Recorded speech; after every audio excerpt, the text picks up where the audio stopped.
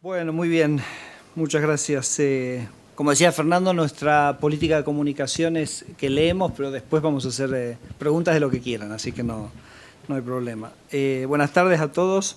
Antes que nada quiero agradecer a Fernando Navajas y a la AEP por esta invitación para hablar hoy aquí. Es un enorme privilegio gozar de este espacio para poder reflexionar juntos sobre el rol de los economistas académicos y de esta misma asociación en el debate público en Argentina. Siempre es un buen momento para tomarse unos minutos para pensar sobre el papel que como economistas abocados a la academia jugamos en la sociedad y cómo podemos contribuir en la construcción de un mejor país. Creo que los académicos juegan un rol fundamental en el debate intelectual de un país. El académico es por definición alguien que no responde a grupos de interés o presiones corporativas, que no tiene intereses políticos en juego, cuyo empleo suele estar protegido justamente para que pueda defender sus ideas en libertad.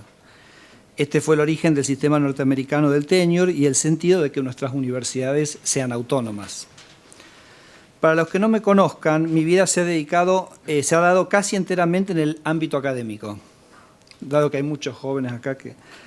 Cursé mi licenciatura en Economía en la Universidad Nacional de La Plata, donde tuve profesores de la talla de Jorge Sereno, a quien recuerdo con especial cariño por ser mi primer profesor de economía, Alberto Porto, Elías Salama, Rogelio Simonato, Horacio Pifano, Fernando Navajas, Daniel Artana, Ricardo López Murphy, Jorge Remes Lenikov, mi propio padre, entre muchos otros. La UNLP, como le decíamos, era un lugar único donde podía venir un día Gabriel Saidón a contar las últimas novedades de Chicago y al otro día a escucharlo a Héctor Maleta, que les digo, su calidad académica era inversamente proporcional a su nombre, que nos hablaba de Piero Sraffa. Allí también tuve el honor de compartir clases con compañeros que luego llegaron a ser importantes economistas como Javier Estrada, Fernando Álvarez, Leo, que está por acá, Luis Seco o Gabriel Lopetegui. Unos años después, habiendo pasado previamente por el MIT, donde hice mi doctorado, y por la UCLA, donde maduré intelectualmente como profesor asistente, y donde tuve el honor de trabajar con Mariano, que no está Mariano, ¿no? No está. Recalé en el armado de la Escuela de Negocios de la Universidad de Itela, convocado por Gerardo de la Paulera para sumarme a un equipo del que ya era parte Juan Pablo Nicolini. Pude así convocar a la Escuela de Negocios, donde nos interesaba una economía con fuerte aplicabilidad, a Ernesto Jagroski, Guido Sandleri, Sebastián Galiani, Eduardo, Juan José Cruces, Martín González Rosada, Leandro Arosamena, entre otros. Mi última incursión académica fue en la Escuela de Gobierno de Harvard, donde enseñé por 2 años y medio, antes de regresar definitivamente al país en 2007, momento en el que abandoné, espero que transitoriamente, la actividad académica. Menciono este recorrido porque justamente quiero destacar cómo en el muy pequeñito mundo de mi vida profesional aparecen una enorme cantidad de buenos economistas, enorme. Es justamente este increíble potencial el que ha hecho de los economistas una presencia bastante importante en la vida pública argentina. Y en muchos casos han sido grupos de economistas académicos los que han liderado gestiones de gobierno. Dicho esto, me da la sensación que mucho de ese capital humano e intelectual de los economistas se despliega únicamente a partir de su arribo e integración a un determinado gobierno. Acá empieza la parte más polémica. ¿Okay? Ya lo sé. Más allá de la evaluación que se pueda hacer de las experiencias de los economistas en la historia política argentina, eso se lo dejamos a los historiadores, mi comentario visto desde la perspectiva que me da hoy la posición pública que tengo es que existe muy poco debate de los temas de gobierno que sea académico por parte de quienes están fuera del gobierno. O sea, los temas que estamos discutiendo y sobre los cuales estamos decidiendo, veo poco debate de los académicos sobre esos temas. Como argumentaré, los economistas académicos parecen haber entregado al gobierno, por un lado, y a los consultores, periodistas y o políticos, por el otro, tanto la presentación de la agenda y los temas de debate como el análisis de los mismos. Esta conferencia es un llamado a la acción, a pedirles que no se queden fuera de ese debate. Es decirles que la sociedad los necesita, ya sea para defender aquello en lo que el gobierno acierta, como para criticar y enseñarnos allí donde erramos. Ustedes no saben cuánto se necesita, y también nosotros como gobierno una mirada profunda, pensada y analítica sobre los temas que discutimos todos los días. Quiero demostrar esta ausencia con dos ejemplos, a mi entender contundentes, de grandes debates de políticas públicas con enormes implicancias para el crecimiento y la equidad de nuestro país, que han sido ignoradas por esta profesión, y donde vuestra ayuda para pensar estos temas hubiese sido en su momento, o aún lo es, porque estos debates nunca se cierran, de gran utilidad. El primer ejemplo tiene que ver con la inexistencia de debate sobre la ley número 27.007. Ahora les voy a explicar lo que es, ¿ok? Estoy convencido que nadie acá sabe de lo que hablo. Si les digo ahora, hago una encuesta que es la ley 27.007, creo que nadie me contesta. Pero según contaré en un minuto, esta ley sancionada en el segundo mandato de Cristina Fernández implicó una transferencia de aproximadamente 400.000 millones de dólares a un acotado número de empresas. Parece inaudito que una transferencia de esa magnitud, cercana a un PBI, haya pasado desapercibida por la sociedad y sobre todo para esta profesión. Pero fue así. Ahora les voy a contar, El segundo ejemplo tiene que ver con la incidencia de los distintos impuestos en Argentina, en particular la incidencia del impuesto a las ganancias, cuyo debate, a mi entender, necesitaría de un aporte de la academia que sigue sin aparecer. Desarrollados estos dos puntos, me abocaré a discutir qué lecciones me parece que dejarían para el accionar de la AAEP. Bueno, voy entonces al primer ejemplo. Dice, como ustedes saben, el gobierno de Cristina Fernández confiscó la empresa YPF en 2012. Una empresa petrolera en Argentina es más bien una operadora de contratos, ya que la propiedad de los hidrocarburos es de las provincias donde se encuentra el recurso. La rentabilidad de la empresa depende entonces en que pueda mantener sus costos bajo control. Eso fue un problema para la YPF confiscada, ya que su costo de capital en un país en default resultaba muchas veces superior a la de una empresa diversificada internacionalmente. Piensen que el costo de capital es prácticamente el costo de los más importantes que tiene una empresa petrolera. Con lo cual los números simplemente no le cerraban. Para compensar este sobrecosto o estos costos, fue que el CEO de YPF convenció al gobierno de turno de aumentar radicalmente el precio del gas en boca de pozo, llevándolo de $2,5 por millón de BTU a $7,5. Esto se realizó a costa del erario público y con un impacto negativo, igual no es esto, es lo que voy a hablar, con impacto negativo en la competitividad de todas las cadenas productivas en el país.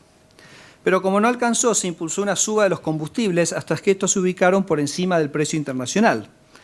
En pocas palabras, el mayor costo de capital de YPF primero se trasladó a la cadena productiva nacional y luego al consumidor. Pero aún así no alcanzaba, con lo cual YPF quedaba en una posición desventajosa respecto a petroleras internacionales si se diera el caso que tenía que renovar, como tenía que renovar sus concesiones. En general, las concesiones petroleras de YPF vencían en promedio por allá por el año 2025. Es decir, que en el 2025 se iba a encontrar que las provincias, que eran los dueños de esos recursos, iban a tener que relicitar esas áreas petroleras y entonces YPF iba a tener dificultades para ofrecer un precio competitivo, dado que sus costos son mucho más altos, sobre todo, como digo, el costo de capital. Para protegerse de ese riesgo, se propuso una renovación a perpetuidad y gratuita de todas las concesiones de petróleo y gas. Repito, se propuso una renovación a perpetuidad y gratuita de todas las concesiones de petróleo y gas. En la práctica esto implicaba, ahora vamos a ver por qué, transferir el recurso petrolero de las provincias a las empresas petroleras. El instrumento fue la Ley 27.007, promulgada el 30 de octubre de 2014, que otorgó a las empresas petroleras el derecho a prorrogar indefinidamente sus concesiones para la explotación del subsuelo argentino. Es decir, sin someterse a una licitación competitiva para su renovación, pero cobrándoles regalías que se incrementaban a 15%, 3 puntos porcentuales por encima del techo de 12% preexistente durante los primeros 10 años de prórroga y que después de los 10 años se transformaban en un 18%, así hasta el final, por tiempo indefinido. Para esa época, la provincia de Neuquén venía licitando áreas, bueno, estamos acá al lado, ¿no? Venía licitando áreas nuevas. De hecho, las áreas nuevas, las empresas se hacían cargo a través de estas licitaciones, ¿no? Pero allí obtenía ofertas que le ofrecían hasta un 40% de las ganancias de la operación, comparado con el 12% de regalías que era estándar de los contratos existentes, constituían una medida del mayor valor que tenían los yacimientos de vaca muerta y las condiciones del mercado internacional del momento. Es decir, que la extensión por default era como regalarles a las empresas una opción a la renovación del contrato en términos preexistentes o ligeramente diferentes, cuando en las pujas licitatorias competitivas que se venían realizando ya se veía que las empresas estaban dispuestas a pagar más. No, esto como que uno tiene alquilado un alquiler y 2 meses antes que venza el contrato, viene el dueño y te dice, mira, te firmo un papel que vos tenés el derecho a renovar este contrato al mismo precio para siempre. Entonces, ese contrato, ese contrato tiene un valor, porque tiene el valor que si el valor del alquiler sube, entonces uno tiene acceso a esa propiedad, a ese mismo valor. Por supuesto que si el valor de los alquileres caen, no vale nada, porque entonces uno no ejecutaría esa opción. Pero claramente en el compendio y en valor esperado, eso tiene un valor. Entonces la pregunta es, ¿cuánto valía esta opción gratuita a extender los contratos? Esta opción podría evaluarse con los métodos de Black and Scholes. Es un enfoque estándar en la evaluación de recursos naturales. De hecho, evaluación de recursos naturales en general no se hace con metodología de Black and Scholes, porque obviamente el valor de una mina, de una explotación, depende del precio donde va a estar ubicado el producto. Pero no vayamos tan lejos. Además, como esa opción estaba muy, lo que se dice in the money, es decir, que es una opción que seguramente se iba a ejecutar, su precio se aproxima al valor esperado. Así que podemos directamente ir a ver el valor esperado. La pérdida esperada podría entonces computarse como el monto de lo que se produciría luego del 2025, que era cuando vencían, porque hasta el 2025 tenían un contrato, por la diferencia entre 25%, el valor referencia de regalía para yacimientos del estilo vaca muerta en otros países del mundo, y el 15 o el 18% según el año de producción. ¿Se acuerdan? 15 los primeros 10, 18 el segundo, 25 era lo que uno podría anticipar que se hubiera obtenido en una licitación competitiva, multiplicado por el precio de los recursos en juego. Entonces, si ustedes miran ahí en el papel que tienen, básicamente hay como una fórmula que uno podría poner, que yo le pongo renta regalada, que es básicamente la producción de petróleo entre el año 2025 y 2035, que se multiplica por el precio del petróleo y por el diferencial de regalía 25 contra 15, porque en esos primeros 2 años la regalía era 15, y 25 es lo que se estima que si Río Negro o Neuquén hubieran licitado era lo que hubieran recibido como oferta. Más la producción... Claro, perfecto. Después dice la producción de petróleo post-2035, que es cuando pasa 18 por el precio del barril, por 25 menos 18, y lo mismo con gas. Y si uno después en la página, acá lo tengo en la página siguiente, pero después le pone números a esto, en función de las expectativas de producción de Argentina, te da esa fórmula, y el resultado es que en síntesis la ley 27.007 transfería recursos de las provincias petroleras a las empresas petroleras por un valor esperado de entre 300.000 y 450.000 millones de dólares. El valor de opción, si lo hubiéramos hecho bien con Black and Scholes, hubiera sido un poquito más. En ese momento eso era equivalente a entre 53% y 79% del PBI. Uno debería pensar que una transferencia superior al 50% del PBI debería llamar la atención, sobre todo a la profesión de economistas. Nos pasamos el día debatiendo pequeños detalles fiscales, pero este tema, créase o no, jamás fue objeto de ningún debate de razonable profundidad. Para tomar dimensión del tema, hoy estamos discutiendo una reforma tributaria que el gobierno estima costará 1,5% del PBI, pero nunca discutimos una ley que implicaba pérdidas de más de 50% del PBI. Cabe preguntarse dónde estaba la comunidad académica, los economistas que se dedican a la energía, los economistas de las universidades de provincias petroleras. Imagínense cómo podríamos pensar la reforma tributaria hoy si de repente dijéramos, che, hay medio PBI que tenemos. Repito, discutimos acaloradamente algunos aspectos menores de la reforma, pero cuando se resignó más de medio PBI no levantamos la voz. Voy al segundo ejemplo. Mi segundo ejemplo tiene que ver con la estructura impositiva de la Argentina. El gráfico que adjunto divide a la población argentina por deciles, ya lo he mostrado muchas veces a esto, y muestra la incidencia de algunos impuestos básicos pagados por las familias, estimada para el año 2016 por decil de trabajadores. Entonces, en el gráfico tienen del lado izquierdo el 10% de familias con menores ingresos y del lado derecho el 10% de las familias con mayores ingresos. muestra en algún sentido la estructura tributaria prevaleciente o que este gobierno heredó del gobierno anterior. Allí se ve cómo incide cada impuesto relativo al ingreso de cada decil. Y les cuento, obviamente la línea de abajo son los aportes patronales, las contribuciones personales, el que está a la derecha, es como un triangulito, ese es el impuesto a las ganancias, el más clarito es el IVA, que la incidencia por decirlo tomé de un trabajo de Daniel Artana o de Fiel, y el de arriba es el impuesto inflacionario, cuya incidencia por decirlo tomé de un trabajo de la Fundación Mediterránea. Así que ahí sí tenemos a la academia trabajando en darnos este input. Entonces, allí se ve cómo incide cada impuesto relativo al ingreso de cada decil. Como puede verse, esa estructura impositiva es notablemente regresiva, regresividad que se agrava aún más en los años de alta inflación, uno de los motivos por los cuales la desinflación no puede esperar. Pero además de esa regresividad, el punto que quiero marcar aquí es que observemos la incidencia del impuesto a las ganancias, que como ven, aplica únicamente a quienes están en el 10% de población con mayores ingresos. Menciono esto porque la sociedad ha mantenido un importante debate en estos años sobre la reducción del impuesto a las ganancias. La verdad que en los diarios era de lo único que leíamos. Así como la necesidad de darle progresividad al mismo. Toda la discusión sobre cómo había quedado la tablita de Machinea después de muchos años de inflación. Pero este gráfico muestra que la discusión sobre la progresividad del impuesto a las ganancias se trata de un debate sobre si toda la gente dentro del decil del 10% de mayores ingresos debía tributar lo mismo.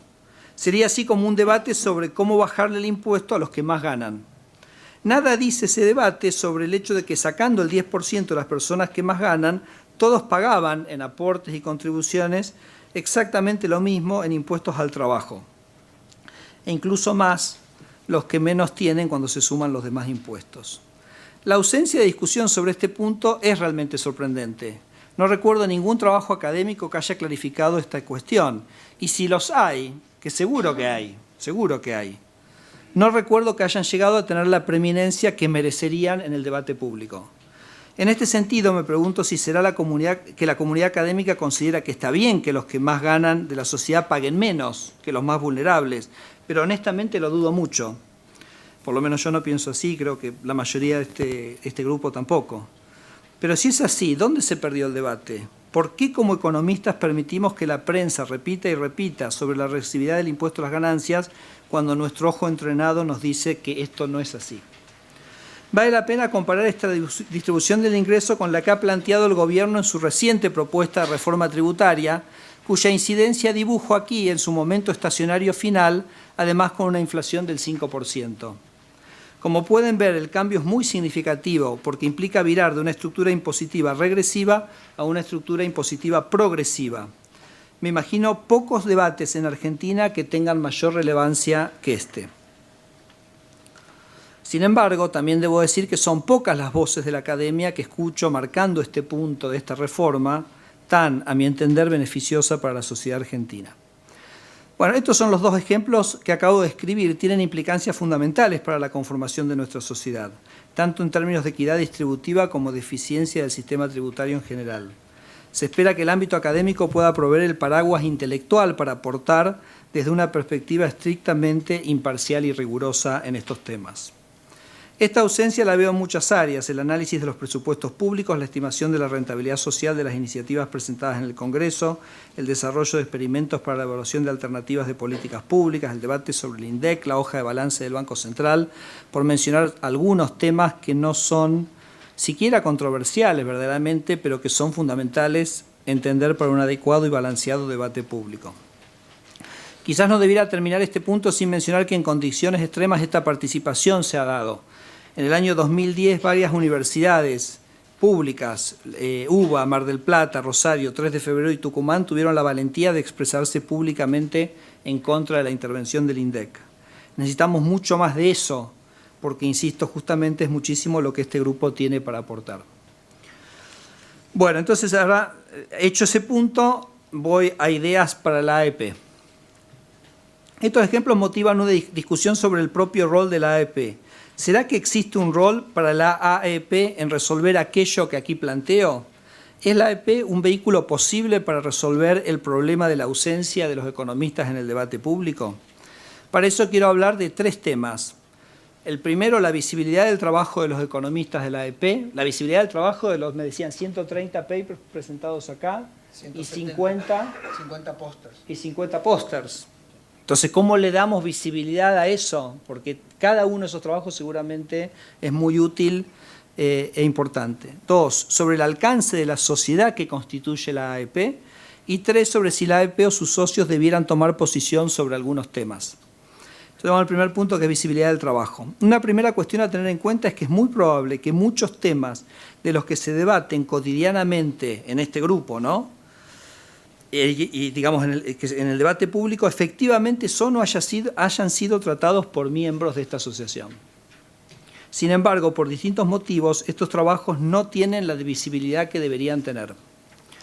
Un diagnóstico inicial se puede ver en la tabla que adjunto, allí, la primera esa, allí se ve el porcentaje de miembros de la AEP que están catalogados en las 3 redes de divulgación científica más importantes que existen, REPEC, Google Scholar y ResearchGate, porque ahí es como el primer lugar donde uno va a buscar un tema.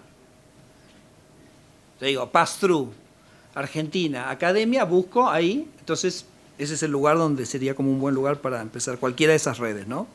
Vemos que solo un 11% de los miembros de esta asociación figuran en Google Scholar. Entonces, si no estás en Google Scholar, quiere decir que busca por ahí, no te encuentra tu trabajo.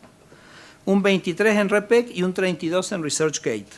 Esto ya sugiere una primera tarea. Muchos más miembros deberían estar en esas redes y la AEP podría ser el vehículo para incluirlos. De hecho, yo, por ejemplo, en ResearchGate no sabía que estaba anotado, a mí me anotó la Ditela. Y entonces le dio visibilidad a mi trabajo, pero en realidad si hubiera sido por mí me hubiera colgado.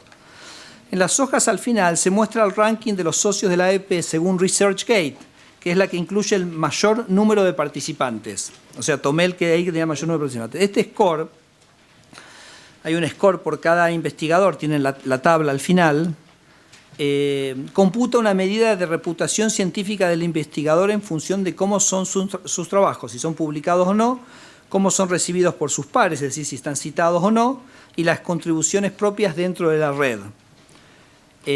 Preguntas y respuestas, proyectos o comentarios. Si ven la tabla al final, que está todo un listado de todos los miembros, tomé todos los miembros de la AEP que estaban en ResearchGate y vi el ranking de mayor a menor en términos de impacto de cada uno de ellos. ¿Okay? Pero recuerden, está solo un tercio de los miembros ahí en esa lista. Hay 2, entonces hay uno que es el ranking, que es lo que acabo de explicar, y después está el índice H, por otra parte, que es fácil de leer, implica el mayor número que combina papers y citas. Por ejemplo, el primero de la lista, que es Rafael Ditela, tiene un índice de 32. Esto quiere decir que tiene 32 trabajos que tienen al menos 32 citas. O sea que el H te da una idea de cuántos trabajos y cuán citados son tus trabajos. Como puede verse, estos números decaen rápidamente en la tabla, indicando que el alcance que logran esas contribuciones termina siendo mucho más inferior al que seguramente debían tener. Mi punto aquí es que la producción intelectual de la comunidad es mucho más grande y mucho más importante de lo que se ve. En otras palabras, que se necesita un poco más de publicidad y marketing. Para abordar este desafío, la AEP podría, para mí, copiar un poquito lo que hace la NBR en Estados Unidos, el National Bureau of Economic Research, que a través de un cuerpo editorial publica regularmente trabajos de su comunidad en su página, luego de un mínimo proceso de edición. Estos trabajos se enumeran, es decir, habría como una lista de trabajos de investigación de la AEP, donde cada uno de su institución aporta, o sea, alguien de la Universidad de Cuyo, o de Mendoza, o de la UBA, o de San Andrés, aportan a ese listado. Estos trabajos se enumeran, se crean grupos de afinidad y cada uno recibe en su casilla la actualización de los trabajos de su área o de su interés. También el NBR lo que tiene son grupos de afinidad que se reúnen y discuten los papers que van surgiendo en cada una de esas listas. También se produce un boletín mensual con un resumen en un párrafo de los trabajos más destacados. Es decir, acá lo que se hace es se baja lo que un trabajo dice a un lenguaje llano. Podría tomar, por ejemplo, un periodista. Y entonces, cuando lo toma el periodista, ese trabajo se replica y empieza a tomar visibilidad y entra dentro del debate. Eso es en el NBR, tiene una cosa que se llama el Digest, NBR Digest, y eso es lo que yo, la verdad, que sugeriría, que me parece que la AEP podría perfectamente hacer, ¿no? En el Banco Central hemos hecho una experiencia parecida lanzando un blog que se llama Ideas de Peso, que resume en un lenguaje llano parte de la investigación que se hace en el Central. Sería un poco la misma idea. El mismo ha sido muy relevante para llevar a la discusión y debate público a muchos de los temas que le preocupan a nuestra institución. Esta tarea no requiere ninguna inversión en capital físico, simplemente sí una determinada dedicación de alguno de sus miembros o incluso la contratación de un editor, pero no mucho más. Considero que podría darle mucha mayor visibilidad a la contribución de los socios. El trabajo de todos se divulgaría mucho más y al trascender se influenciaría con mayor profundidad en el debate público. Bueno, el punto B era el alcance, que yo llamaba el alcance de la sociedad de la AEP. Acá es muy chiquito el punto que quiero hacer, pero una segunda inquietud tiene que ver con la participación de los argentinos que están en los círculos académicos internacionales en la AEP. Considero que representarían un valor agregado importante para esta asociación, por lo que sería interesante integrarlos a su círculo intelectual. La tabla adjunta muestra algunos ejemplos de economistas argentinos en el exterior cuya producción intelectual invita a preguntarse si existe algún mecanismo para incorporarlos al ejercicio propio que hacemos de estos temas en la Argentina. Por ejemplo, son economistas argentinos con un gran interés en Argentina, que no están en la AEP. ¿Estos cómo los elegimos? ¿Estos eran los que más citas tenían? Más download de journals. Guillermo Calvo, Iván Werning, Silvana Tenreiro, que como ustedes saben ha sido recientemente designada miembro del Comité de Política Monetaria del Banco de Inglaterra, Francisco Buera y Ariel Burstein. Entonces, bueno, me parece que da para pensar si de alguna manera los podemos traer y acercar.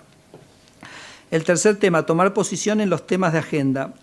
Probablemente el tema más debatible es el de si la AEP, o al menos un grupo de economistas de la AEP debería, esto ya es mucho más debatible, debería tomar posición sobre algunas temáticas coyunturales. No hay antecedentes institucionales, tampoco en otras instituciones del mismo, en otros países, pero así hay, en el caso de Argentina sí tenemos algunos antecedentes particulares. En 2007, Guillermo Rosenburzel, Juan Liach y nuestro queridísimo Alfredo Canavese publicaron una solicitada advirtiendo sobre lo que estaba ocurriendo en el INDEC, a la cual suscribieron 214 economistas. No recuerdo el impacto de dicha solicitada, no vivía yo en Argentina en ese momento, pero es un antecedente muy interesante sobre el cual reflexionar para pensar si tiene sentido participar más activamente con iniciativas de este tenor. Pero reconozco, Fernando, que esto ya es como otra dimensión. Las otras dos primeras son más fáciles. Bueno, termino. Para concluir, creo que tenemos un cuerpo de economistas de calidad mundial. Pero ¿qué ocurre? Que como académicos siento que no estamos ofreciendo lo que debemos rendirle al país ni llegando con nuestro mensaje a la comunidad como debiéramos llegar.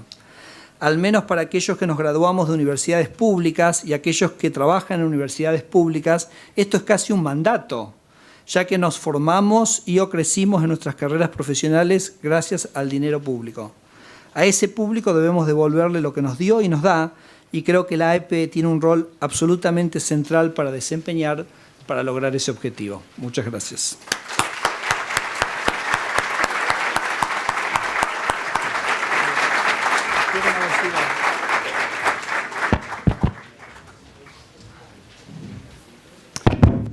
Bueno, vieron que les dije que era una reunión atípica.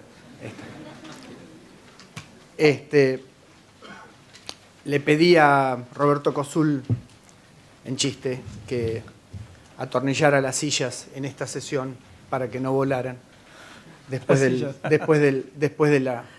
Pero vamos a abrir un poquito... Como tengo la tijera y me voy a cortar la lengua, vamos a abrir a preguntas. Yo voy a agregar dos cositas. Hay varias cosas, lo de Federico, con los brazos abiertos. Yo creo que tenemos que pensar cosas, por ejemplo, elegir los 10 papers que nosotros creemos que tienen más policy impact, o sea, en términos del debate actual, y armar un MBR, como decía él, el MBR Policy Impact, y los tratamos de meter y tratamos de hacerlo con los periodistas, etcétera. Es una forma de... nosotros hablamos a través de los papers y ahí llegamos. Y hay mucha avidez. Y hay mucha, sí, seguro. Yo debo decir respecto de los dos ejemplos que él da, dado que me pega a mí, porque dice economista de la energía también, yo salí con el garrote en la discusión de la 27007. Hoy a la mañana le pasé a él que por supuesto la respuesta de Fede fue, bueno, sos la excepción a la regla, como un Pero yo escribí 2 artículos y uno, 30 de septiembre, ámbito financiero, porque lo iba a mandar al cronista, pero finalmente lo mandé al ámbito financiero, que lo vamos a circular después en el boletín nuestro, es ley de hidrocarburos, 2 puntos, ¿qué opinan los economistas académicos? Y básicamente lo que dije es bajé la línea de lo que nosotros pensábamos sobre una ley como esa, muy en la línea de lo que él decía. Después escribí un segundo artículo con Dalín Lartán, etc. O sea que, sí, es verdad lo que él dice, pero si uno revisa, nosotros estamos. O sea, estamos de alguna manera, hay una cuestión de meternos, etcétera, etcétera. La segunda cosa, en el ejercicio que él hace, después si quieren, vamos a hablar 2 días, yo preferiría Black-Scholes, por una simple razón. Porque Black-Scholes, si uno hace todo el desarrollo matemático, es tan bonito, y después que ya con eso al lector lo marea. Entonces cuando le da el número, el lector no sabe si el número, después que viene de Black-Scholes, no sabe cómo testear, y si verdaderamente de dónde salen las ecuaciones. Es mucho más fácil que la cuenta de almacenero que hizo él, digamos. Que es una cuenta que puede llegar a ser, digamos, más difícil de ser mirada. Y el segundo comentario que quiero hacer es el respecto a la cuestión del impacto. Yo tengo una posición un poquito distinta, no porque no esté en Ideas Repec o en Google Scholar. Una de las razones por las cuales uno no entra a veces voluntariamente en esas redes es porque escribe artículos, sobre todo los que escriben artículos en libros, que los mecanismos esos no tienen forma de meterlos en el formato de los papers. Por ejemplo, yo escribí un artículo que lo considero muy bueno, en 2010, en un libro de MIT Press, Hogan y Sturzenegger, supóngase. No hay forma, el capítulo 10 del libro tuyo con Will, no hay forma de que el paper ese entre en la red, porque las redes estas no lo... Pero entonces, agarré y le pregunté ayer a Hildegard, que está por algún lado del lago, del otro lado, que si estaba en Ideas Repec, y me dijo que estaba, pero que en ResearchGate no estaba. Entonces estaba al lado ahí David Hendry, y le pregunté si él estaba en ResearchGate. Y me dijo que no. Entonces busqué a los otros miembros del Departamento de Economía de Oxford a ver si estaba, y no los encontraba. Entonces volví a preguntarle, le dije, che, no estás vos, pero los otros... No hay ninguno del Departamento de Economía de Oxford que esté en ResearchGate. Digamos, no te dice nada eso, porque en gran medida tenés un problema de mucha citación y poco... O sea, a los académicos los juzgas no pares. Los mecanismos de datos son útiles, pero no necesariamente dicen todo. Y by the way, lo que pasó con Inglaterra fue que Inglaterra tenía, para calificar en gran parte de las universidades, un método de citación que lo empieza a usar intensivamente en el año 2005 y lo empieza a dar de baja en el año 2013. ¿Cuándo lo empieza a dar de baja? Cuando se empieza a dar cuenta que hay problemas con el mecanismo de citación, en términos de la aparición de que yo publiqué, el artículo que publiqué en el libro de él lo consideró un articulazo. Y puedo mandar un artículo al Journal of Cucamonga Economics, qué sé yo, cualquier cosa, y me lo publican, está en la red y entro, eventualmente. Y hay varios casos que aparecen que se usaron, por los cuales estas cosas funcionan medio. Uno de ellos fue el caso de Jim Mirrlees. Jim Mirrlees, que lo trajimos acá a hablar en la EDP en el año 2001, ganó el premio Nobel con un artículo, que es The Theory of Optimal Income Taxation. El artículo tiene aproximadamente, y eso lo usó la autoridad británica como uno de los ejemplos, el artículo tiene aproximadamente entre 400 y 500 citas, desde el año 71 hasta que más o menos es citado. El tipo gana el premio Nobel y se va a 25.000 las citas. Entonces, lo que decían, y empezaron a usar ese patrón para muchas de otras cosas, de que la verdad que no, eso no era impacto, eso es es cool citar un es cool, claro, entrar, es ponerse cool, etcétera, etcétera. Así que, dicho esto, lo que voy a hacer, y con mucho agradecimiento hacia Federico, voy a abrir la sesión a preguntas. De cualquier cosa, ¿no? De cualquier cosa, como dice él, pero lo único que les voy a pedir es que agarren el micrófono, que ahora ahí lo tenemos, y que se identifiquen, así nos conocemos un poquito más. Pero antes, digo, un poco lo que es cierto que los académicos los juzgan los pares, entonces es el mundo en el cual yo viví toda mi vida. Mi único punto es que los necesitan es la sociedad. Entonces, fenómeno, que te juzgue tus pares, y eso es así, y todo eso tiene todos los temas que decís. Pero la sociedad necesita este grupo muchísimo, porque digamos, hay cosas que ocurren y que avanzan y que con el aporte de ustedes por ahí hubieran tomado otro camino. Entonces, ese es más mi punto, ¿no? Jorge Estrep. Gracias. Gracias, Federico, por las reflexiones. Lo único, sobre todo la segunda parte, los dos ejemplos iniciales que dijiste, yo no soy un especialista en temas fiscales, pero me parece que casi cualquier economista acá se daba cuenta que ganancias es un impuesto progresivo, pero hay un montón de sindicatos que lo estaban presionando. O sea, yo te diría, no hay un problema intelectual. Sobre el primero yo no conocía ese caso, pero lo que vos estás contando recuerda algo que pasó en la década del 30. Yo allá por el año 95 era profesor visitante en San Andrés y uno de los alumnos hizo una tesis sobre el tema hidrocarburos. En la década del 20 el gobierno radical quería darle el monopolio de la explotación a YPF, las provincias petroleras en el Senado se oponían, después vino el golpe del 30 y después el gobierno conservador en el 35, con el radicalismo proscripto, consiguió que tuviera la exclusividad de la explotación YPF.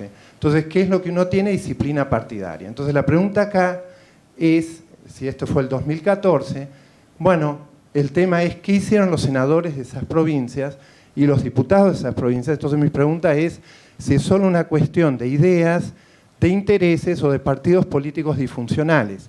Y vos tenés a la población, en el 2003 vota al kirchnerismo, 2007 ya tenés la intervención del INDEC, lo vuelve a votar, 2011, que ya pasó el conflicto con el campo, lo vuelve a votar. Entonces, mi pregunta ¿es un tema simplemente de los economistas o es un tema más amplio de la sociedad? Yo recuerdo, vos agarrás el tema de, no solo tenés YPF que se estatizó, tenés aerolíneas, y fue casi por unanimidad.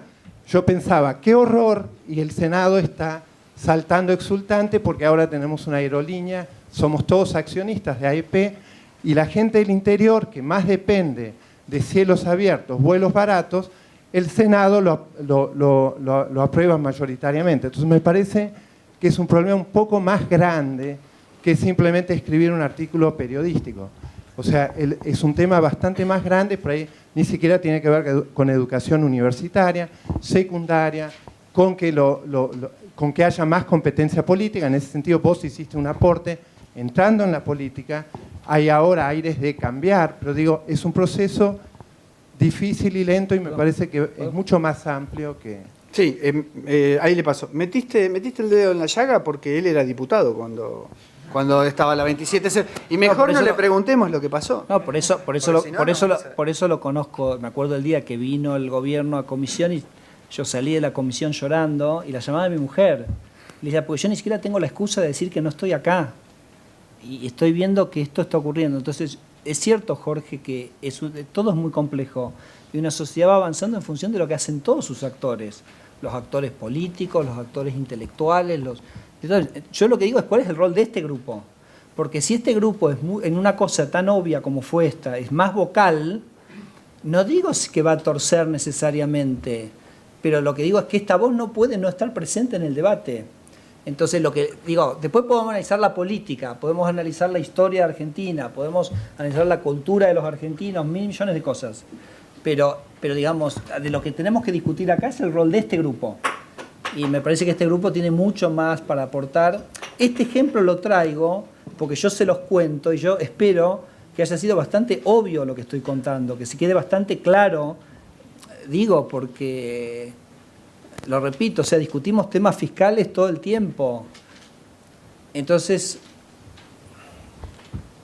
no hubiera sido, no es lo mismo para la política avanzar en una dirección cuando hay muchas voces desde la academia, desde la independencia, desde el pensamiento profundo que están advirtiendo lo que está ocurriendo. Por Sí. supuesto, después habrá otros temas que son mucho más controversiales, habrá distintas visiones, pero mi planteo, no quiero hacer un análisis de la cosa más general porque me excede totalmente, pero sí de este grupo. Eduardo Levillati. Sí, no, yo quería reivindicar el pedido que vos hacías, pero quería también balancearlo diciendo que es imposible que los economistas, que la academia reemplace a la política. Y te lo digo habiendo participado en algunos de esos debates. Quería mencionar otro, el del 82% móvil, donde también en su momento mucha gente, incluyéndome, escribió sobre el tema previsional y bueno, y uno ve muy claramente, tanto en el 82% móvil como en el tema de ganancias que mencionaste, cómo se cambian los bandos. ¿Sí? El oficialismo piensa de una forma y la oposición en otra, después se intercambia, entonces piensan al revés. Bueno, uno puede generar la información y tratar de divulgarla de manera menos técnica posible, pero hay un límite. El límite es que, y te lo digo después de que me llegaron la cana de dedos cuando hablé sobre el impuesto a las ganancias, el límite es que tampoco es que la asociación es un cuerpo político. Entonces lo que sí podemos, y creo que eso sí tiene sentido, es invertir un poco en bajar a la tierra algunos de estos debates de manera que los políticos, o cuando vos estás en el Senado o en el diputado, tenés que defender esto dentro de tu propio bloque, tenés algunos instrumentos. Me parece que en ese balance yo creo que sí reivindico completamente la necesidad de que nosotros aportemos a los debates de coyuntura. No, y me parece, insisto, dijiste muy bien y también tiene que ver con lo de Jorge. O sea, cada uno en su rol. Nosotros acá como AP tenemos un rol que tiene que ser aportar. No es que nadie va a reemplazar a nadie. La política tiene otra dinámica, responde a distintas, se maneja de otra manera. Pero pero eso no quiere decir, estando la política donde está, estando el gobierno donde está, estando el Congreso donde está, que el debate intelectual no tenga un lugar para estar desde su lugar. No reemplazando ninguno. Y me parece que eso es lo que acabas de decir, vale la pena remarcarlo porque sí, me parece que es exactamente así. Allá, Daniel Heyman. Sí, un par de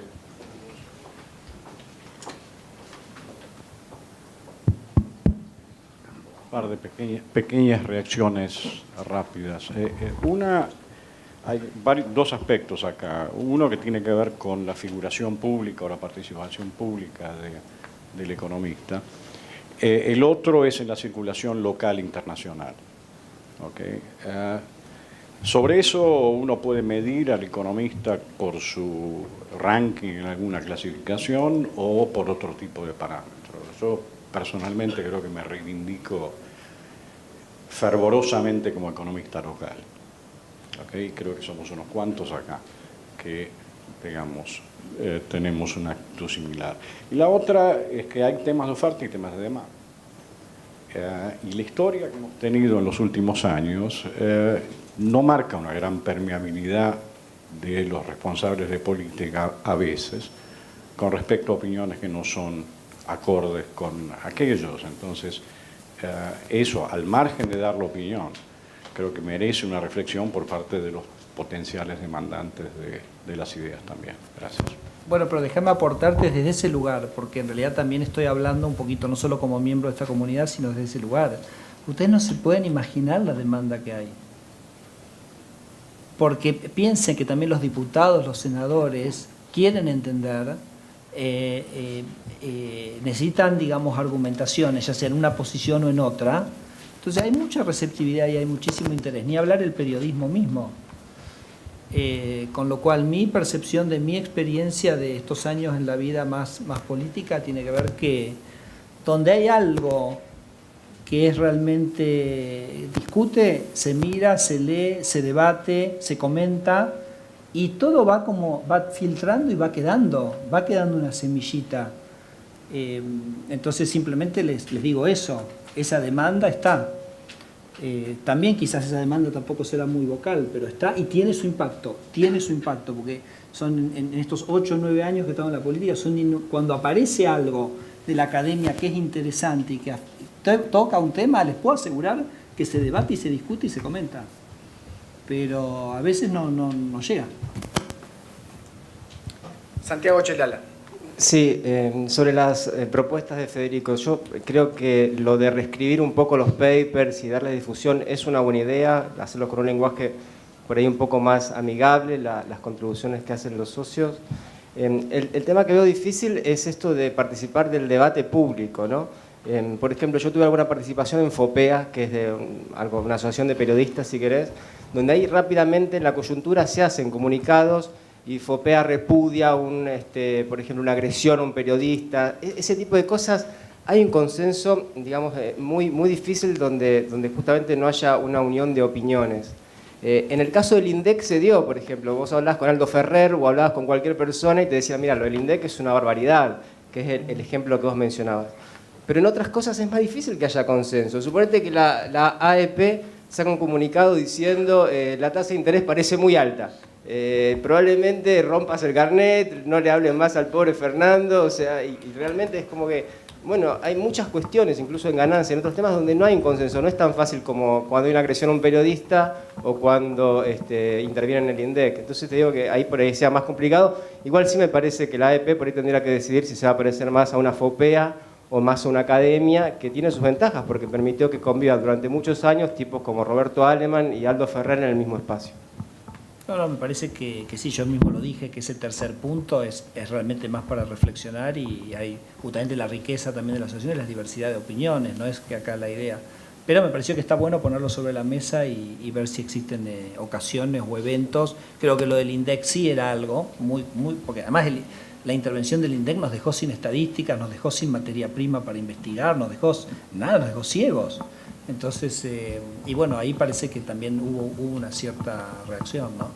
No hay experiencias, lo dije, por ejemplo, si vos vas a la Asociación Americana de Economía, no encontrás que nunca hay una posición de alguna manera colegiada sobre algún tema. No, se respeta mucho más la diversidad de visiones, etcétera, con lo cual reconozco que eso es una cosa mucho más como para pensar.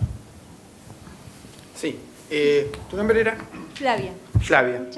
Sí, Flavia Ponzón. Sí. Mira, yo mirando así un poco para atrás y escuchando a Heyman, a Streb y demás, y a este muchacho de atrás, cuando pienso desde el punto de vista histórico, hay dos autores, Landred y Colander, que en el 2007 escriben un libro, y ponen un ejemplo del modelo sueco, ¿no? Y ellos se preguntan o se debaten cómo es que surge el modelo sueco que actualmente está. Y es a partir de la crisis del 30, cuando Suecia se encuentra también frente a esa disyuntiva, una coyuntura muy complicada, sin instrumentos teóricos. Y es ahí cuando justo los economistas suecos plantean una estrategia en concordancia con los políticos. O sea que el modelo sueco surge de estrategias cooperativas entre los economistas y los políticos. Está claro que hay un feedback, ¿no?, entre ambos equipos. Y de allí se replantean una economía que actualmente está en funcionamiento. Por ahí para enriquecer, ¿no?, este debate, en ese sentido los suecos había tanto una apertura desde los economistas como desde los políticos. No sé qué le parece. Gracias. Ya que comentás, déjame comentar una anécdota que es para los jóvenes en la sala. Que hay muchísimos y eso lo charlábamos con Fernando, súper entusiasmante. Les voy a dado que hablaste de Suecia, déjame hablar una cosa sobre Noruega. Ustedes saben que Noruega tiene un fondo de manejo de los recursos soberanos del petróleo, que básicamente tiene un principio muy sencillo, que es lo siguiente: es transformar todo recurso transitorio en permanente. Entonces la idea es, cuando el gobierno recibe algo por el petróleo, no es de esta generación, es de todas las generaciones noruegas, esta y la futura. Entonces lo único que se puede usar de ese recurso es el retorno real permanente a futuro. Es como, imagínense que vos lo pusieras en una inversión que da una tasa de retorno del 3% real, permanente para siempre. Entonces lo único que se puede usar de ese ingreso es el 3% por año, porque eso asegura que esta generación, la de tus hijos, la de tus nietos y tus bisnietos van a tener exactamente lo mismo, porque ese petróleo no es de esta generación, es de todas las generaciones. O sea, una cosa de muchísima madurez. Bueno, resulta que cuando los noruegos empezaron a hacer petróleo, tuvieron un montón de idas y vueltas hasta que llegaron a este esquema. Porque arrancaron primero los políticos decían, no, nos faltan escuelas, entonces hay que construir muchas escuelas, hay que hacer inversiones, hay que ayudar al desarrollo. Claro, entonces gastaban todo, una apreciación del tipo de cambio tremenda, después se caía el precio del petróleo, crisis financiera, se depreciaba la... Bueno, en una de esas crisis no sabían bien qué hacer, y en una discusión en el Ministerio de Hacienda, dos chicos jóvenes, como es de la edad de los que veo acá, que eran tercera, cuarta línea, recién entraban, dijeron, che, ¿por qué no hacemos esto? Tiraron la idea sobre la idea esta que les acabo de decir, que es básicamente usar el retorno real y además invertirlo todo fuera de Noruega para evitar el atraso cambiario. Bueno, y la verdad que bueno, y salió. Entonces fíjense cómo en ese caso una institución absolutamente central a la construcción de la Noruega actual fue hecha por economistas del tipo de los que veo acá, jóvenes en una discusión, trayendo algo de la academia a un debate público, y me pareció, dado que mencionaste Suecia, que era un lindo ejemplo para contar sobre... Por eso nunca sabe dónde vas a poner la semilla y qué puede salir de esa semilla. Puede salir algo realmente muy importante. Entonces es tan importante dar ese aporte. Y bueno, sí es cierto, muchas semillas no germinarán, no pasará nada, no darán bolilla, pero por ahí un día haces algo que realmente es muy, muy trascendental, ¿no? Andrés López. Gracias. Hablando del tema de cómo se generan los consensos en torno a ideas, me parece que acá nos falta un actor. ¿Están dando eso? No. Acércatelo más. Acércatelo más a la boca. ¿Ahora? No.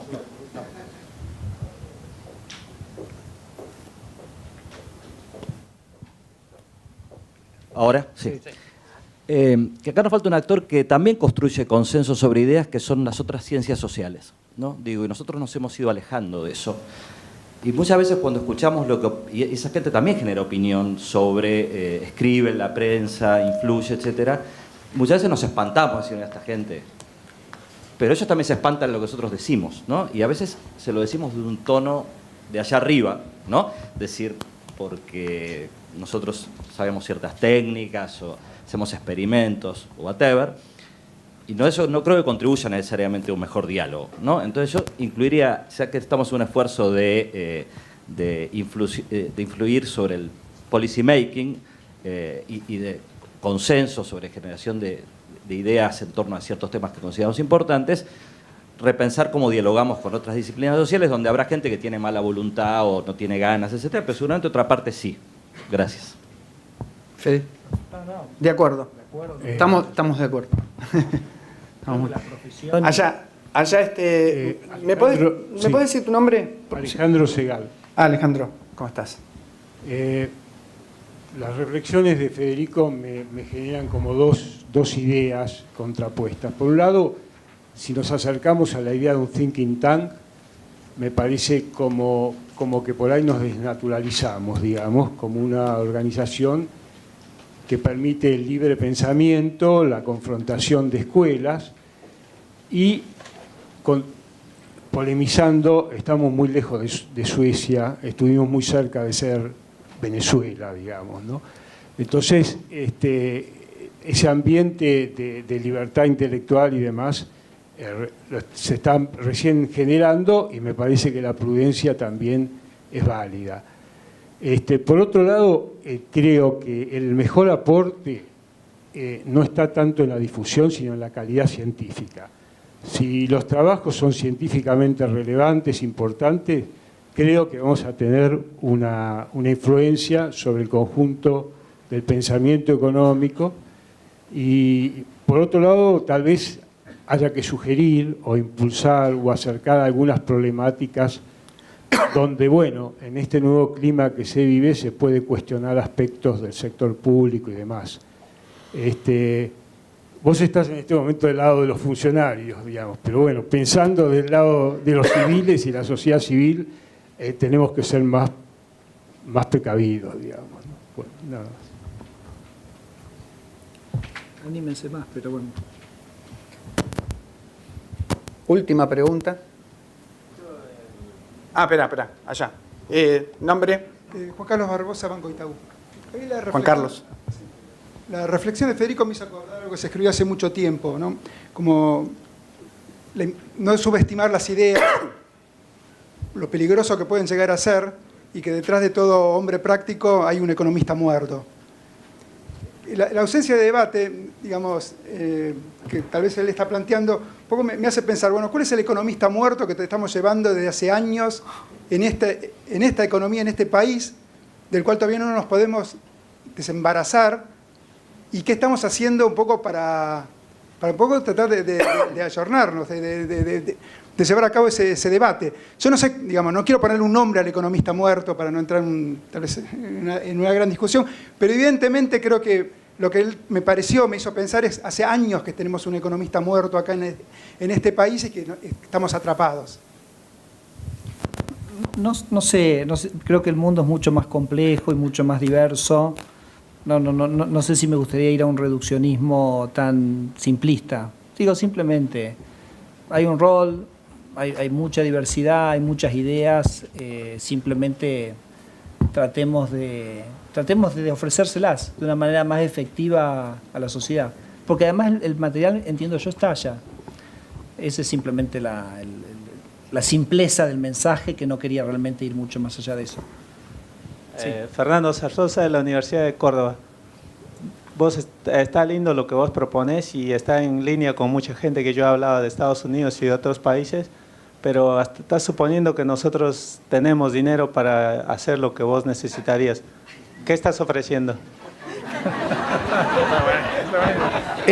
Sos mi ídolo.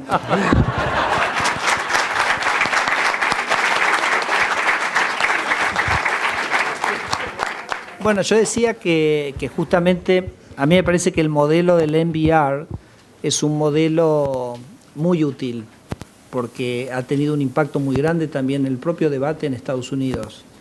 Y la verdad que la AEP pueda replicar, ser básicamente un lugar donde sea fácil encontrar lo que hacen todos ustedes, no me parece que eso implique,